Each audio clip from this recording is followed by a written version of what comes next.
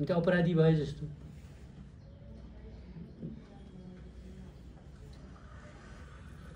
सबै दर्शक भए जस्तो।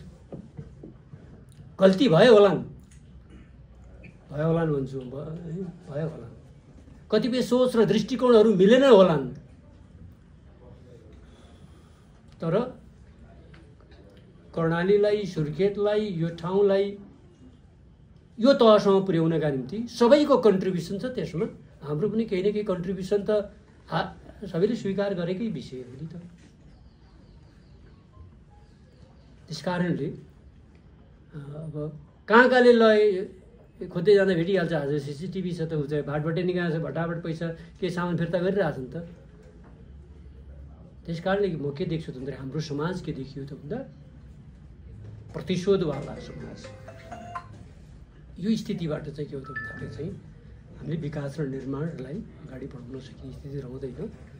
एउटै 2 दिनमा माओवादी द्वन्द्वकालमा भएको भौतिक विनाशभन्दा धेरै उठ्नै नसक्ने गरी विनाश यो अवधिमा भयो त। खास गरी अभिलेखका हिसाबले, रेकर्डका हिसाबले अपूरणीय क्षति पुर्याइयो त। के जेएनजीको अदालतलाई निशाना गर्नु थियो नि, त्यसलाई त कुनै मुद्दा थिएन त, किन हाने त?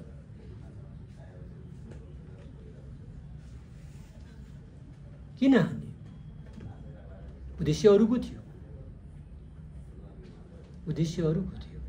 किन सबै घटनाक्रममा सुर्खेतमा माओवादी, एमाले, काङ्ग्रेसको मात्रै पार्टी प्रहारको निशाना बनिरहेछ त? किन बनिरहेछ? यो दलीय व्यवस्था हो नि। यिनी बलियो हुँदा समाज बलियो हुन्छ, यिनी कमजोर हुँदा समाज कमजोर हुन्छ। म हेरिरहेको छु, घटनाक्रममा बेहोरिरहेको छु। किन भइरहेछ त?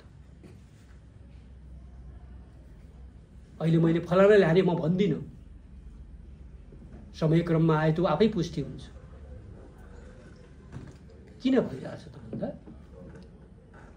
यसका नाममा, जेएनजीका नाममा उद्देश्य अरूको थियो त।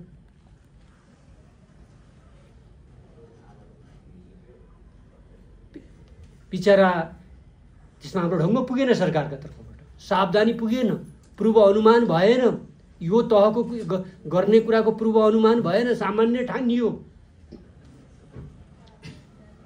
तर ती विद्यार्थी भाइ बहिनीहरूलाई उमेरका नाममा प्रयोग गरियो, भावना भड्काउनका लागि ड्रेसलाई प्रयोग गरियो, झोलाहरू प्रयोग गरियो।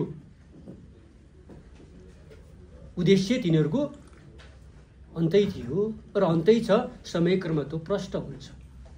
त्यसैमा हाम्रो समाजमा पनि चाहिँ हामीहरू पनि ठिकै त हो नि, अहिलेकाले राम्रो गरेका छैनन्, विषय राम्रो हो, हामीले पनि प्रोत्साहित गऱ्यौँ होला, हामी पनि सामेल भयौँ होला। तर अहिले घटना कहाँ पुग्यो त भन्दा त्यो ठाउँमा पुगेको एउटा अवस्था मैले चाहिँ त्यस्तो देख्छु। त्यस कारणले यसबाट विचलित नभइकन फेरि पनि हाम्रो दायित्व र कर्तव्य के हो त भन्दाखेरि ती नबुझेकाहरूलाई, ती गलत बाटोमा लागेकाहरूलाई मलाई लाग्छ यो घटना